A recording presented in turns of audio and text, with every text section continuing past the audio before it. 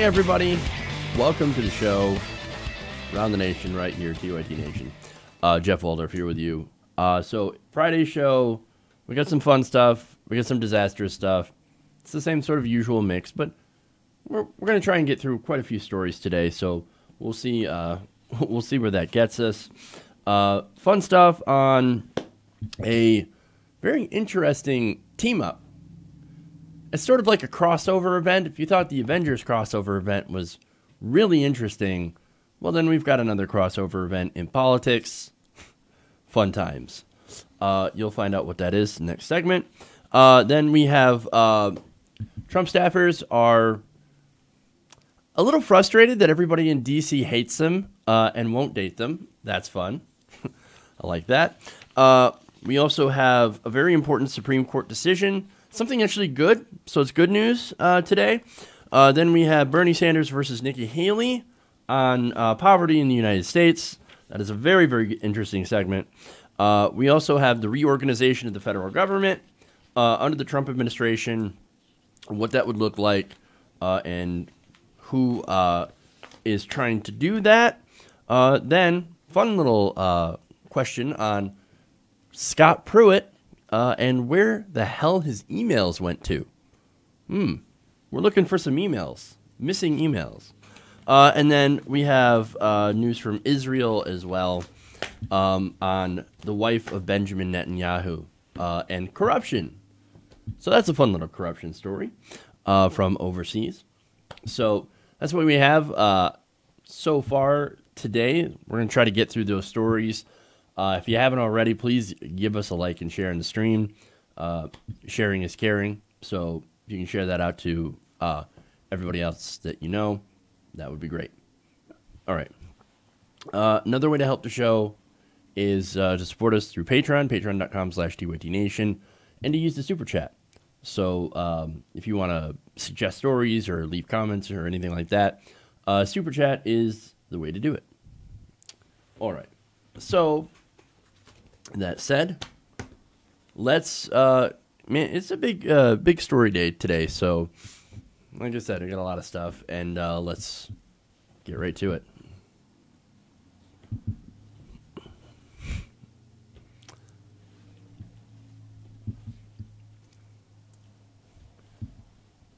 Well, this might be the strangest pairing that I've ever seen. Turns out that Tom Arnold, a comedian, former husband of Roseanne Barr, is now teaming up with former Trump lawyer Michael Cohen.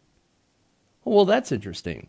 Now, look, Michael Cohen, like I said, he's on the outs with President Trump, and Tom Arnold is not exactly a Trump fan. He is actually a vocal critic of the president, and turns out they are teaming up together for this express purpose of taking down the president. No, guys, this is not a terrible B movie. This is actual real life. This is happening. Now, Arnold told NBC News that he met with Cohen as part of a show he's working on for Vice. Now, that show basically involves him searching for tapes on the president. Incriminating videos. But wait, we already had incriminating videos during the election, and he's still president. But, okay, anyway. Now, Arnold told NBC News, quote, "This dude has all the tapes. This dude has everything. I say to Michael, guess what? We're taking Trump down together." And he's so tired, he's like, okay. And then his wife is like, okay, fuck Trump. That's fun. So, I don't know if he was enthusiastic or not, but if you were Michael Cohen, you'd probably be pretty tired too. I mean, after all, he's in a little bit of trouble. There's an investigation into him. It's a New York investigation, so no possibility for a presidential pardon on that. And, of course, a lot of it's related to his shady financial dealings that he might have done with Trump or on behalf of the Trump organization. So, now prosecutors are also looking at the $130,000 payment that Cohen made to, of course, adult film star Stormy Daniels. And we all know that story. Now, what's funny is that, as I mentioned before, Tom Arnold is doing a show on Vice, right? So now it's following the link of the infamous Access Hollywood tape in which Trump could be heard bragging about grabbing women by the genitals, right? Now, the show will feature Arnold's hunt for other unflattering video and audio recordings of the president. He said, quote, "We've been on the other side of the table, and now we're on the same side. It's on. I hope Trump sees a picture of me and Michael Cohen and haunts his dreams." All right, so this is funny and a distraction, right? Because look, you think videotapes are going to take the president down of him doing things that are potentially unflattering?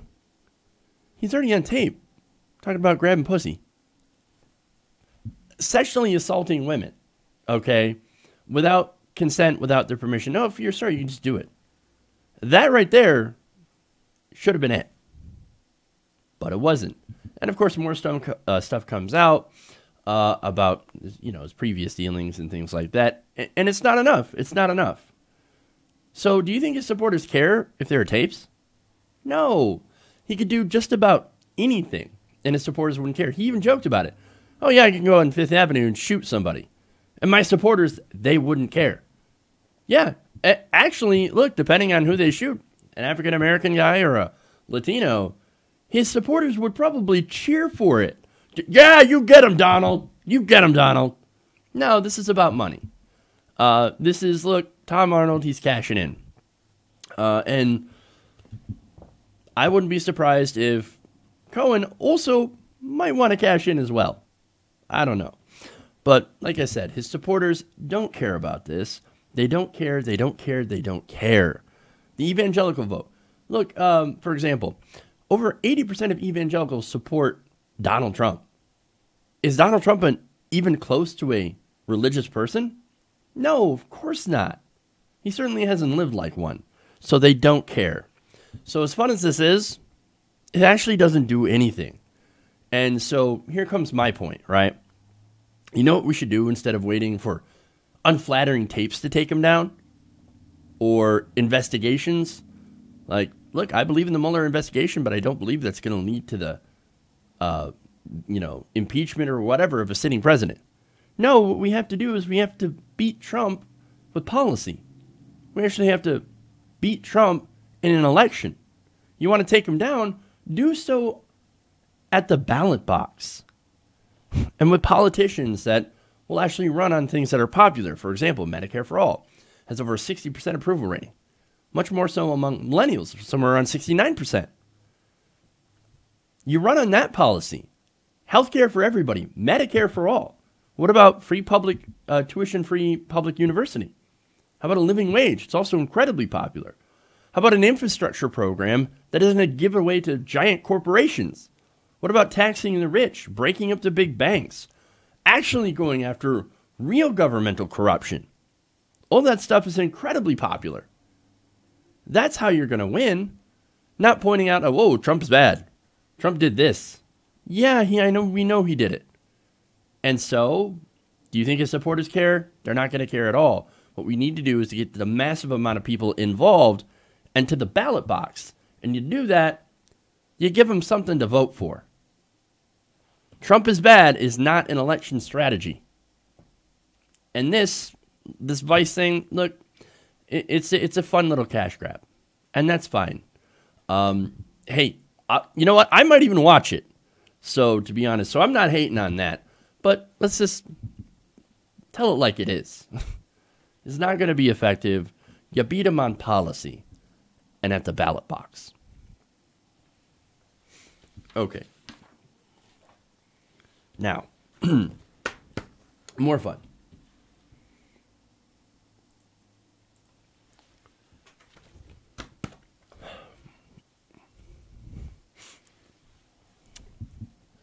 It's apparently very difficult for certain people in Washington, D.C. to get dates. Now, these certain people would happen to be people that work for the Trump administration. According to a new Politico feature, both current and former staffers say that they're often berated by potential dates online or denied when someone finds out that they work or they have voted for President Trump. Now, look, Washington, D.C. is the big D.C. establishment bubble. It's I guess sort of a liberal area, so I guess it would make sense that these people are having a hard time finding a date. Now, One 31-year-old female told Politico, quote, "You do the small talk thing and you have a very good conversation, and then they might say, well, you didn't vote for Trump, right? And as soon as I say, of course I did, it devolves into all caps. How could you be such a racist and a bigot? And you're going to take away your own birth control." Now, that sounds like a... Look, I'm going to go back to it. I'm going to actually say it. Sounds like somebody who is one of those people that's meant for Hillary. Look, you don't want to date somebody that votes for Trump? That's fine. That's your prerogative, man. Me, I probably couldn't do it either because I'd sit there and argue with them all the time. But nonetheless, I don't know. I don't know if berating somebody through a dating app is going to be all that effective. I'm just saying, but it is funny. It is funny. Now, in one recent online exchange, one potential date had asked this woman, "Do you rip babies from their mothers and then send them to Mexico?" Damn, dude, that's harsh. Swiping left there. And another match on a dating app told her, quote, "Thanks, but no thanks. Just Googled you and it said you were a mouthpiece for the Trump administration. Go fuck yourself." Well, that's pretty clear. So, in response to this, a lot of staffers are like, well, I mean, Tinder ain't going to work. So I guess I'm just going to have to turn inward, date exclusively inside of the administration. And that's what's happening. Now, the funny part about that is that it seems to be an increasingly small dating pool. It's more like a pond at this point. And it's probably only going to get smaller. So, yeah, these people, they are not having a fun time finding dates. And look, I can understand because the policies that they represent are abhorrent. For most of the country, what Trump is doing is incredibly unacceptable. And so, I guess, like I said, I can understand why you wouldn't want to date somebody. And look, I could also understand if somebody who's incredibly conservative doesn't want to date somebody who's incredibly liberal. I can understand that as well. So when it comes down to it, date people with similar values and go from there, I guess. Love sucks. What are you going to do? Okay.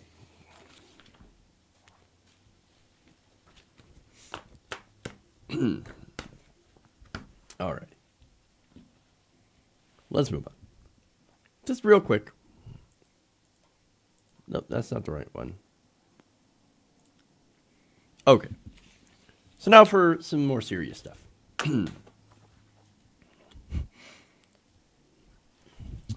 So in a victory for the Fourth Amendment for privacy, the Supreme Court has imposed limits on the ability of cops to obtain cell phone data that pinpointed your location. Now, in a 5-4 ruling, the court said that the police generally needed a court-approved warrant in order to get access to that location data. So what that does is that it puts a higher legal hurdle on the ability for police to go and access that data. Because right now, or before this ruling, of course, they can go and just check your location and then go and find you. Well, obviously, that's incredibly helpful towards law enforcement, but at the same time, that is, I believe, a breach of due process. Because, again, you've got to get a warrant in order to access their personal data. Now, the court said that obtaining that data without a warrant from wireless carriers, as police had routinely done, amounted to an unreasonable search and seizure under the Fourth Amendment. And that is correct. So, look, I mean, things get a little, I guess, complicated due to technology. So we're carrying around smartphones and we have, all this technology and all the stuff that tracks us everywhere we go. So, and that technology can be used to basically eliminate our privacy. So this is an important ruling because it says, well, hold on a minute. Just because that information is out there doesn't mean that you can't go through due process in order to get that information, especially if they're involved in some sort of, or suspected to be involved in some sort of criminal activity. Now, that's, of course, what this case started out as. But first, let me give you the ruling here. This was written by conservative Chief Justice John Roberts. Now, he flipped over from the conservative side and joined the 4 liberals in the court. Now, they decided to rule in favor of Timothy Carpenter. Now, Carpenter was convicted in several armed robberies at a Radio Shack and a T-Mobile store in Ohio and Michigan, with the help of past cell phone location data that linked him to the crime scenes. Roberts was joined by the court's 4 liberal justices, while the other 4 conservatives dissented. Now, Roberts wrote, "We decline to grant the state unrestricted access to a wireless carrier's database of physical location information."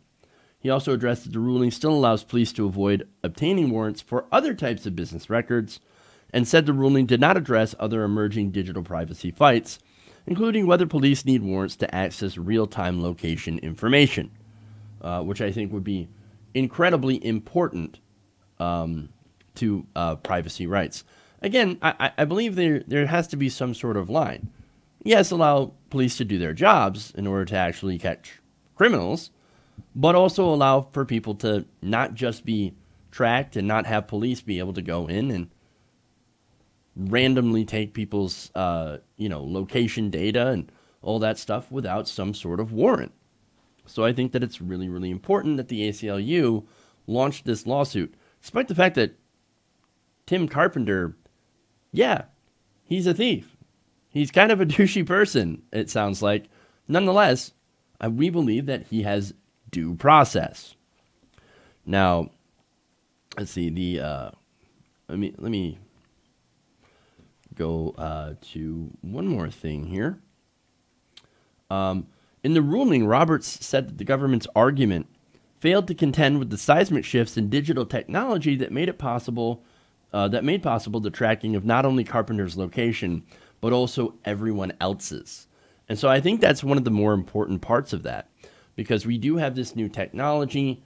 Things are becoming far more sophisticated, and so more people's private information and just information on where they are or where they visited is becoming visible to, the government and law enforcement. And that is problematic for somebody who does appreciate privacy. And these are huge privacy concerns that a lot of people have had. So we already live in some sort of, surveillance state. And so any ruling that kind of puts a limit on that, I think is really, really important. Even Edward Snowden said, yes, this is a great ruling. This does help with privacy, and I think it's a great victory for the Fourth Amendment and a great victory for privacy. And so I actually applaud Justice Roberts for actually agreeing and saying that yes, we do need to put a check on the the government's ability to go through and just take whatever data they want without any sort of probable cause. So, okay.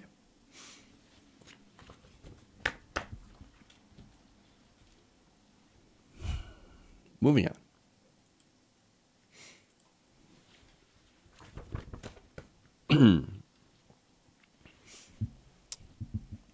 So recently the UN released a report on poverty in the United States.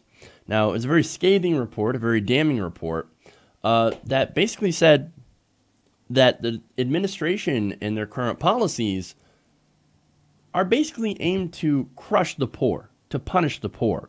They also said that the United States is one of the world's richest nations and a land of opportunity. However, we are fast becoming a champion of inequality. Now, some of the things that they pointed out in this report noted that Americans born into poverty are more than likely to stay that way. So that ladder of advancement has basically been kicked out from under us. More and more Americans just cannot get out of poverty. And right now, about 40 million Americans live in poverty, according to the census. Now, look, that number is made up of people who work, but don't make enough money to live.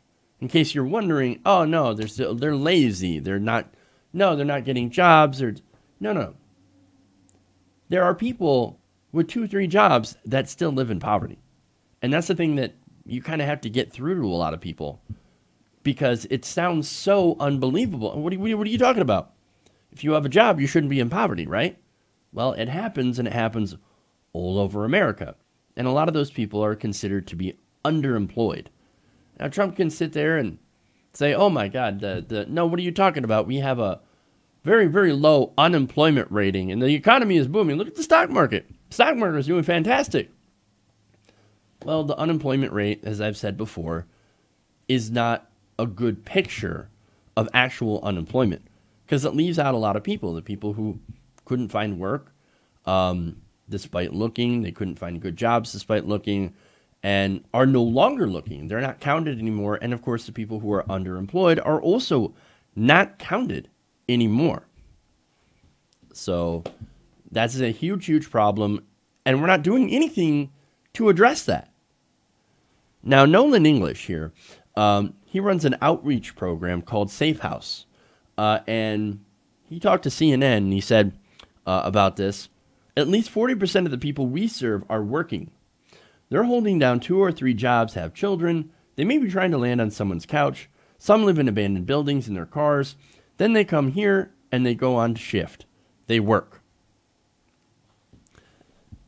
That's a disastrous picture. I mean, imagine somebody who works 2, 3 jobs and still can't afford a home. But that's the reality in America.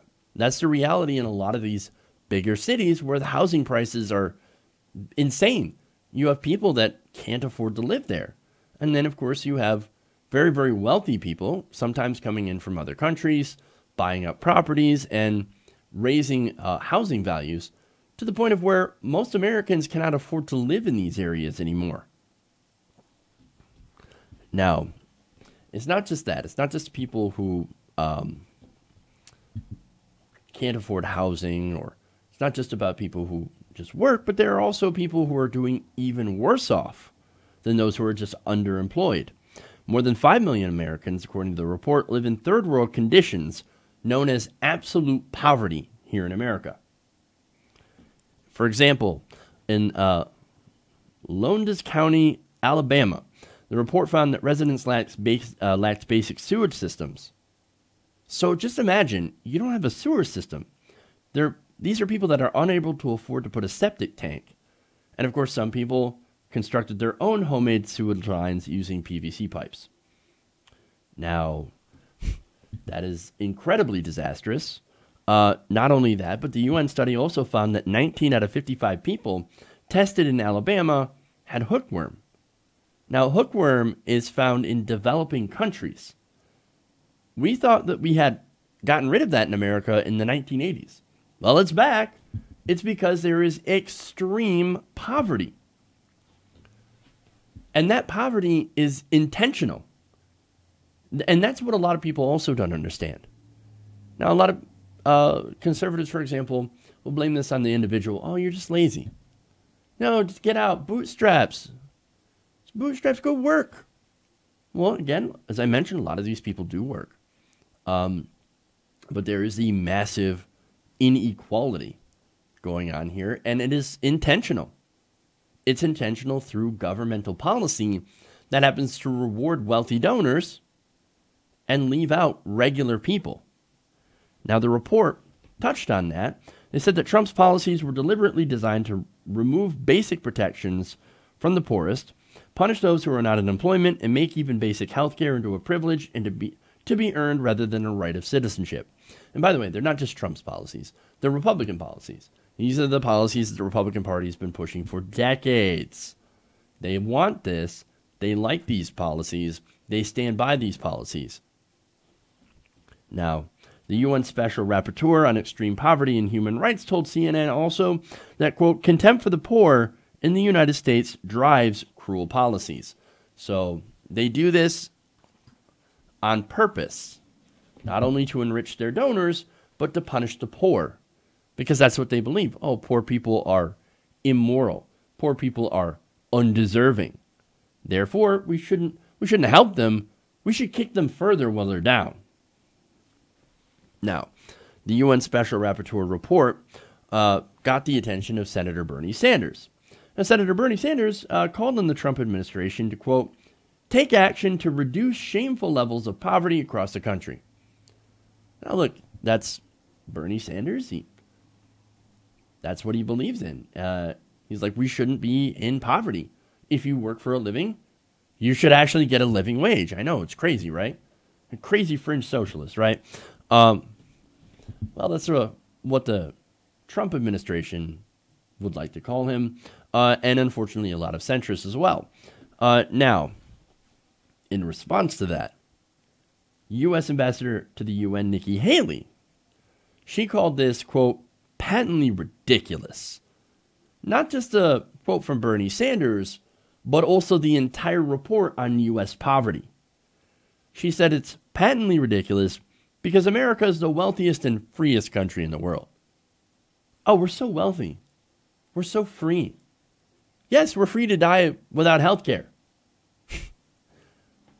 Yes, we're free to live in conditions that give us hookworm, where we don't have septic tanks in Alabama. Look how wealthy we are.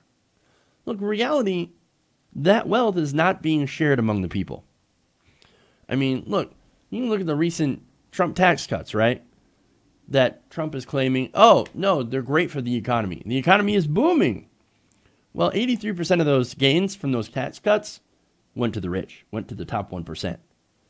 The average savings of somebody who is incredibly wealthy already is about $60,000 a year. That's every year. From now until forever, if those tax cuts stay in place. They're permanent. And look, the U.S. already has the most billionaires in the world. For example, Jeff Bezos, he's worth about $144 billion. Look at the level of inequality here. You have Bezos, which is worth $144 billion, as I said, and then you have people in Alabama with no sewer system. That's not right. That is what you find in an oligarchy. Now, Sanders, of course, fired back. He said, quote, you are certainly right in suggesting that poverty in many countries, including the Democratic Republic of Congo and Burundi, is far worse than it is in the United States.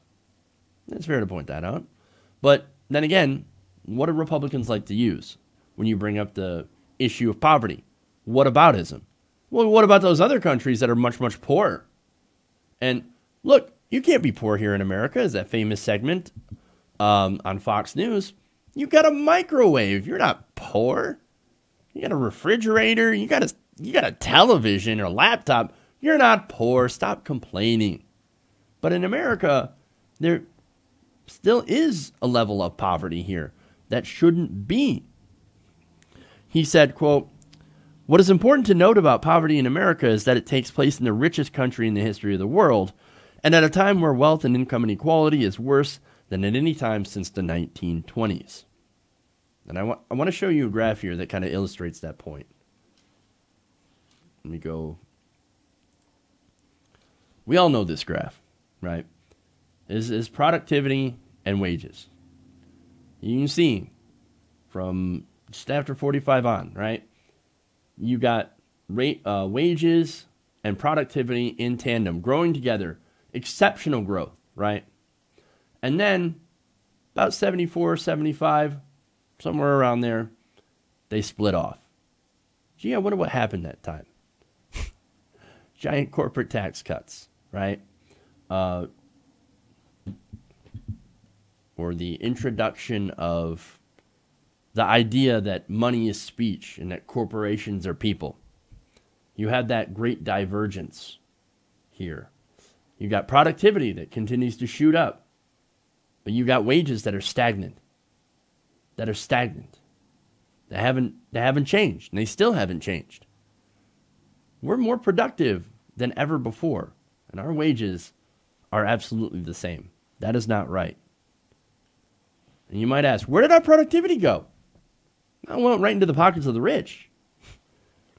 Now, Bernie Sanders continued, quote, as I'm sure you know, in America today, despite low unemployment, some 40 million people still live in poverty. More than 30 million have no health insurance. Over half of older workers have no retirement savings. 140 million Americans are struggling to pay for basic living expenses. 40% of Americans cannot afford a $400 emergency, and millions of Americans are leaving school deeply in debt. I hope you'll agree that in a nation in which the top 3 people own more wealth than the bottom half, we can and must do much better than that. As it happens, I personally believe that it's totally appropriate for the UN Special Rapporteur to focus on poverty in the United States. Boom. Look, I don't think I'm alone in thinking the United States has lagged behind the rest of the world. When you go and you look at the levels of income and wealth inequality, and you look at the conditions that people live in here in America, where Flint doesn't have clean water, still, years after they are found to have contaminated water, that it's ruined the lives of so many people in that area. And it's not just Flint. There's so many other places, too, that have contaminated water that are not getting the attention of Flint, and they're not getting fixed. We're behind the rest of the world. Again, we don't have guaranteed health care for all. We don't have a good safety net. That's been shredded. We've got this rampant poverty, and we have a system that's just incredibly broken in every single way. Because you have corporations that are buying off the politicians. These corporations buy the politicians, and they say, what do they want? What's the one thing that they want? Tax cuts. They want tax cuts. They want deregulation. They buy the politicians, and that's what they get. Tax cuts and deregulation. And then they say, well, we got to pay for it somehow. I know. Let's take the money from the poor. Let's take the money out of Social Security. Let's take the money out of Medicare, Medicaid. Let's take the money out of food stamps.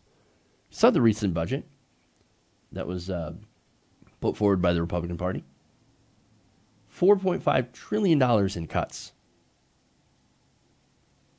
They're going to decimate Medicaid.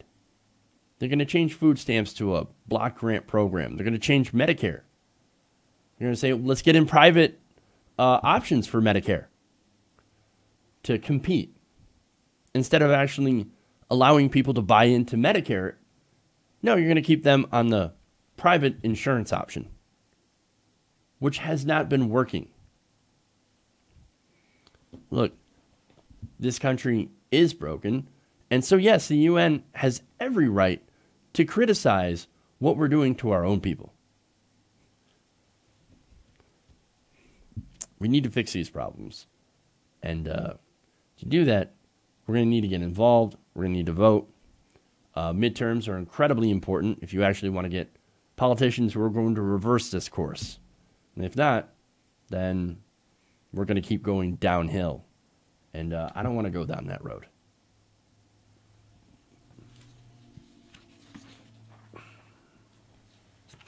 Okay.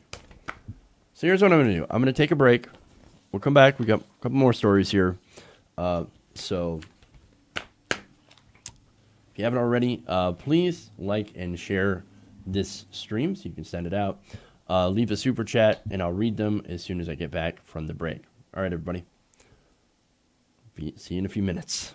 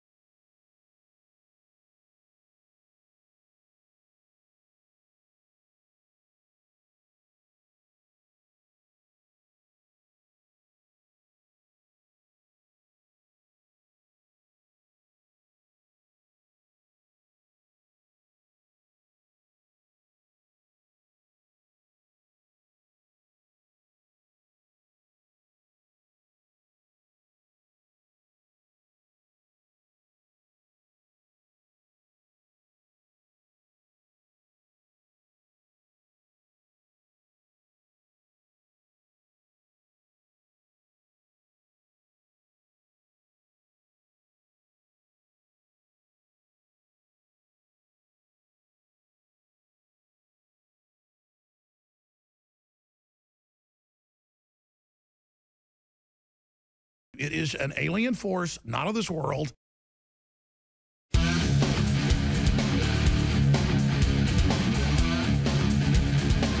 the fight. That's the key. That's everything.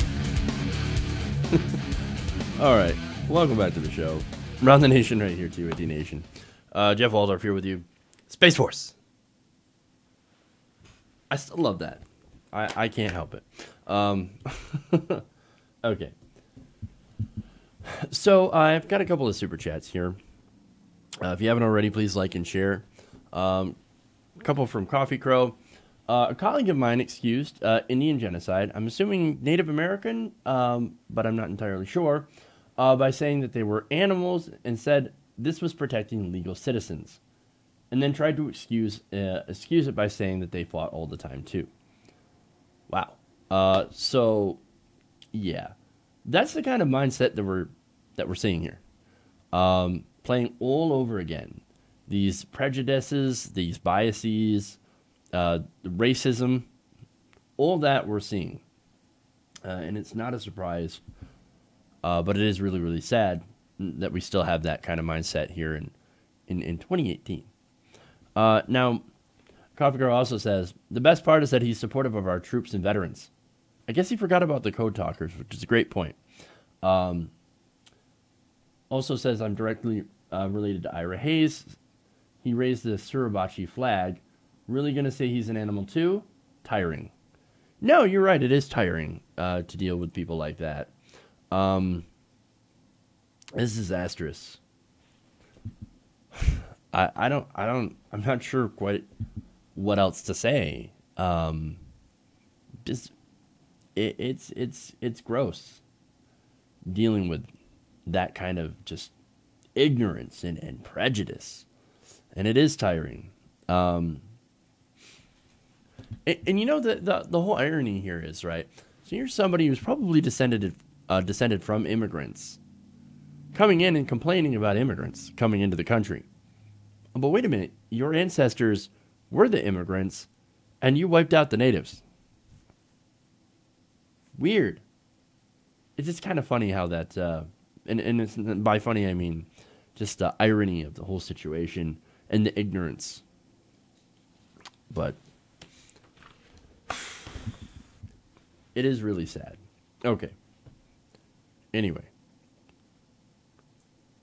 So let's move on.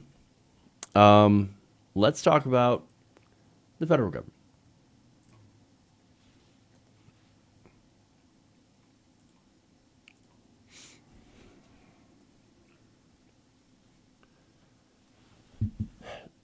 So the Trump administration has promised to reform/shrink government, right? So that's the big conservative thing. We're going to shrink government. Government's too large. It's too intrusive into your lives. I'm going to get it out of your lives, right? Well, okay. That would be great. You're going to dismantle the surveillance state then? You're going to, maybe not have ICE around? Maybe get rid of ICE? Oh, no, that's not the type of government that we're talking about. No, we're talking about government for the corporations, that stops them from polluting the rivers and lakes and oceans or the air. No. The type of government that we're trying to get rid of is government that either polices my donors or helps poor people. And it's pretty evidenced in their new 32-point plan to reorganize several departments in the federal government. Now, the proposal was developed in response to an executive order by President Donald Trump and cannot be implemented by congressional approval. Now, that's actually really important as the story goes on. But first, let me give you some of the details from the Wall Street Journal and the New York Times. They write that the plan collapses all social safety net programs into a new mega department that would replace the Department of Health and Human Services and redefine benefit programs like the SNAP program. Now, part of that plan, of course, is to put in gigantic work requirements as well as block grant programs. So we just give block grant to the states, and the states will figure out how to spend it. Now, that's something conservatives love, but what they don't realize from a block grant is that you don't necessarily have to spend it on what the government says you need to spend it on. So oftentimes block grant programs end up getting used to plug budget holes and don't actually go to the people in need. Not only that, but block grants also end up usually meaning less money for the states and for actually using it for its intended purpose. So wonderful. Now, it would also reallocate the $3 billion community developed block grant program from the Department of Housing and Urban Development. Now, it would take that money from HUD and give it to the Department of Commerce. Well, that's not necessarily the greatest thing. Now, this welfare reorganization, first reported by Politico earlier this month, had been criticized as a way to institute cuts in conservative policies, such as work requirements on more programs. Rewire explained last week. Now, but that's the entire point. No, they look at welfare programs and go, that's what we need to get rid of. That's what's causing our budget problems. Oh, it's not the over $700 billion that was just voted into the military? That one with a vote of 85 to 10 in the Senate. It gives $70 billion more to the military than they had last year. So, no, but it's food stamps. That's the real waste of money. And this is right after $1.5 trillion in tax cuts for the rich. You didn't see any of that money. No, 83% of the gains went to the top 1%. You know what you got? An extra $1.50 a week. And maybe, if you're lucky, a little bit of a bonus. But real wages have only increased about 2.7%. All the stuff that they were saying about the tax cuts for the rich was a lie. This so-called, economic engine or whatever, economic infusion from these tax cuts was nothing more than bullshit propaganda. And who put that out? The donors. The donors who are going to make millions of dollars and are making millions of dollars off these tax cuts. I mean, the average recipient of the tax cut in the top 1% is about $60,000 extra a year. That's what they save. If you're not making that, then you're not really saving a whole lot from these tax cuts. And what have they done with it? Well, nearly $1 trillion have been earmarked to go into stock buybacks and executive bonuses. That's where all that money's going. And so after they do that, they decide, you know what we need to do? We need to cut welfare. We need to reorganize the government, shrink the government, in order to pay for our tax cuts for the rich. That was the whole point. The whole point of the tax cuts is to reward the donors and then give them an excuse to do all this stuff. Now, there's more. The Trump administration is also looking into a possible merger between Education Department and Labor. Now, Education Week, that reported on this, said that Secretary Betsy DeVos is, quote, destroying the education system as we know it. And the Labor Department right now is not doing anything for workers. Well, that's what we've seen with the Trump administration. If you're, all the appointees to all these different organizations, these departments, their only purpose is to destroy the departments. We see that with HUD under Ben Carson. We see that definitely under Betsy DeVos. The Labor Department also is not representing labor anymore. And then you have the Consumer Financial Protection Bureau, which is no longer protecting consumers. That's what's going on here. Now, Education Week did say, quote, although on the bright side, maybe DeVos will get fired. Because if you, of course, merge these different departments, then one department head has got to go. Now, Stephen Greenhouse, former labor reporter for the New York Times, described the merger as, quote, a downgrade. Basically, I mean, look, I said before that it's kind of a useless downgrade, right? Now, if the whole point is to save money, then you're not really saving a whole lot of money by combining the two departments. That is, unless, of course, you plan on massive layoffs, which knowing the Trump administration could likely happen and will lead to, of course, less services and a further shrinking of the departments. And you're not going to be surprised who was behind this. This is Office of Management and Budget Director Mick Mulvaney. He came up with this plan. However, the blueprint for the plan, I'm sorry, Mulvaney drafted the plan, but he got the blueprint from the 2017 list of reorganization recommendations from the Conservative Heritage Foundation. So, oh, look at that. Here we have another plan created by these donors meant to shrink government. And of course, the Heritage Foundation is all about making sure to get rid of things like welfare, Medicare, Medicaid, Social Security, which also in the budget that was recently released, the fiscal year 2019 budget massively gets cut. All those programs, that's part of what they want to do. And the reorganization, of course, is also another effort to try to shrink government and get more private interests so they can go and make a buck. That's what this is all about.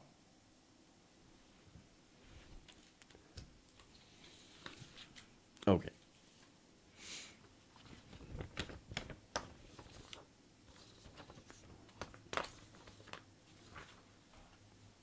Moving on.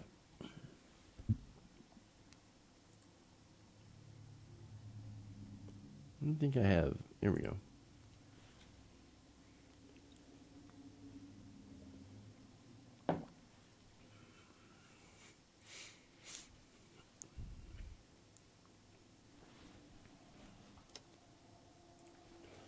Scott Pruitt is in a lot of trouble.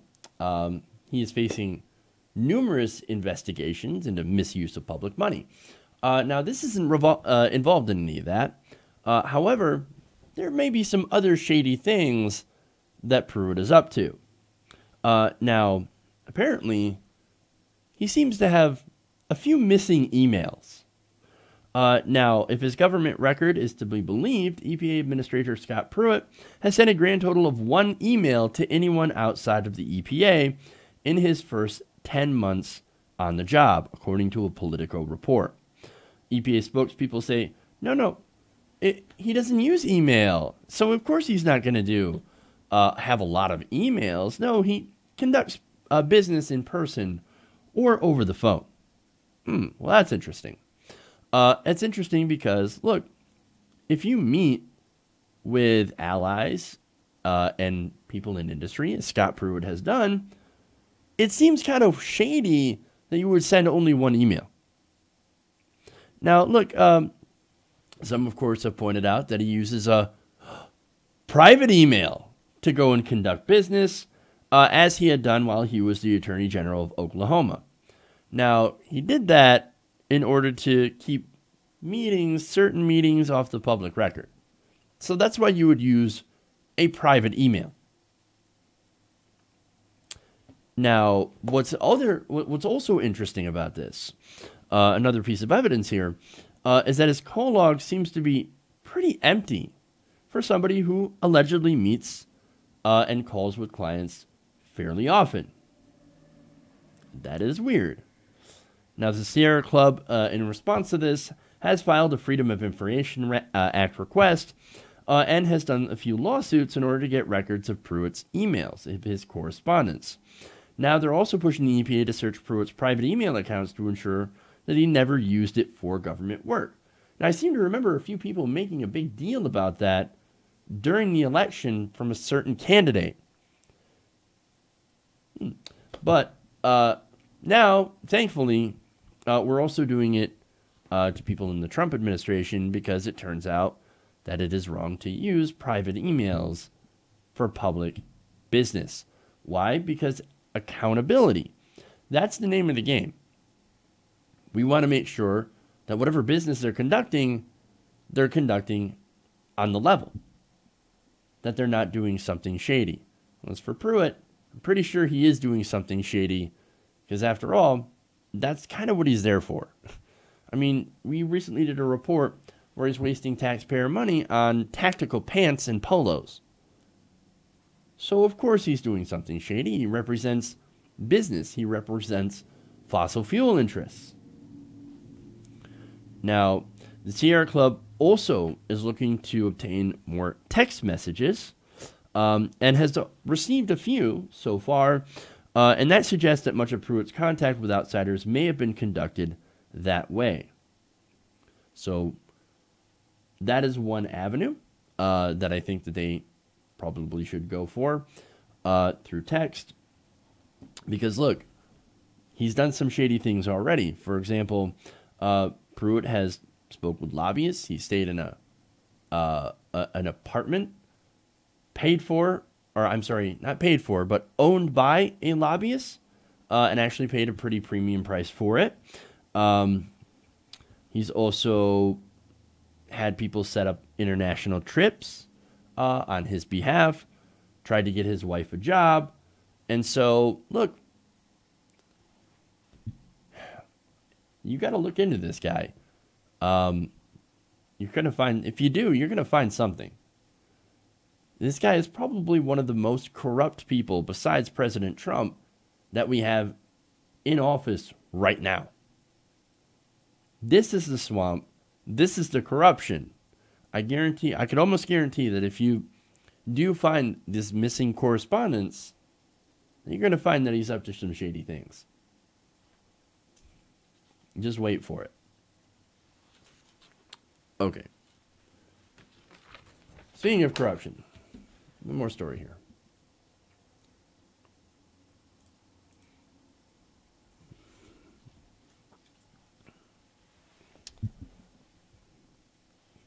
So we have some interesting reporting from Israel.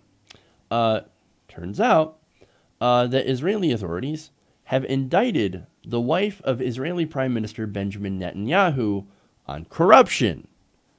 Oh, this is great. Now, prosecutors are alleging that Sarah Netanyahu had committed systemic fraud by directing staff at the Prime Minister's residence to order meals totaling of about $100,000 from gourmet restaurants between 2010 and 2013.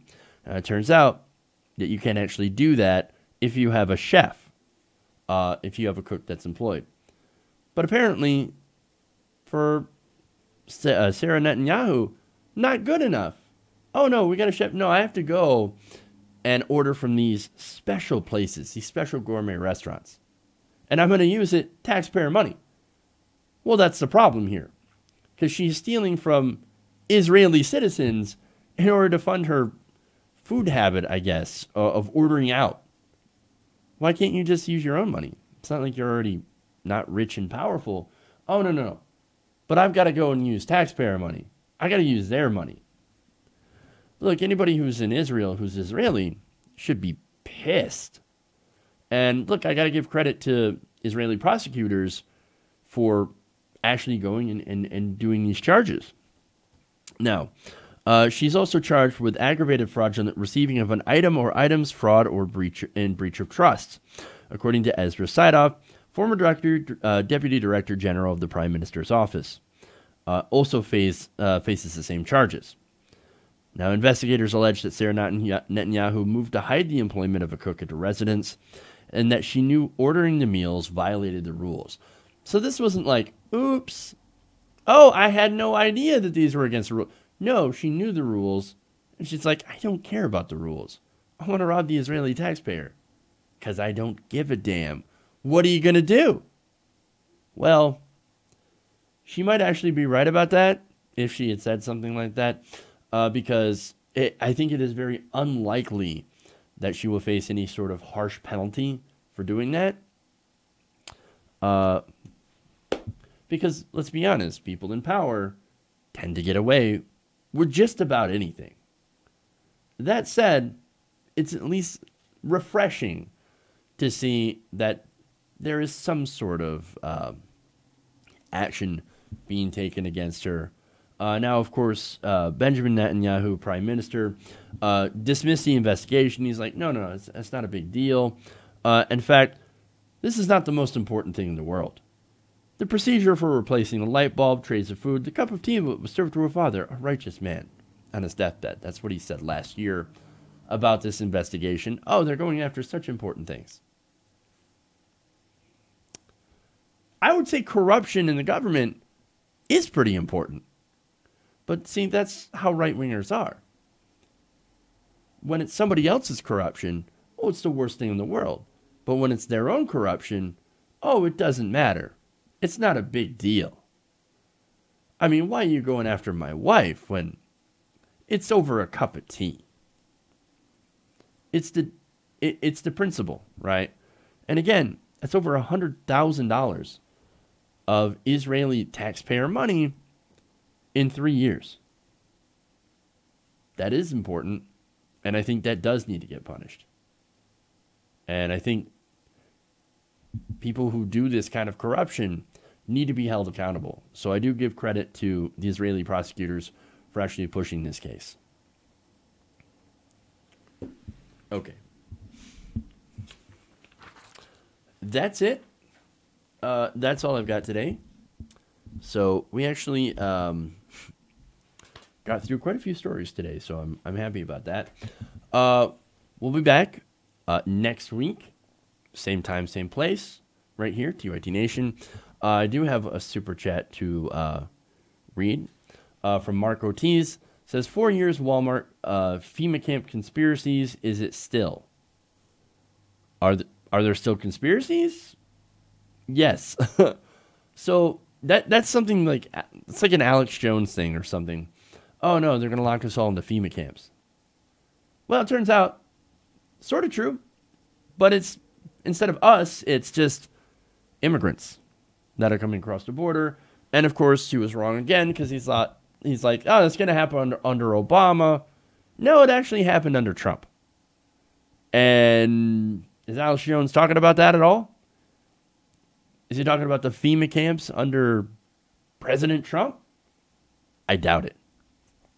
So, but that is very interesting. Okay. So, there's that. Thank you for supporting the show. Thank you for the super chats. Kieran, also thank you. I do appreciate that as well. If you haven't already, please give the stream a like on your way out. And we will see you guys on Monday. So you guys have a great weekend. Stay safe. Do some fun things. And we'll get back to the news on Monday. So, all right, everybody. Love you guys. And remember, change begins with you. Good night, TYT Nation. We'll see you on Monday.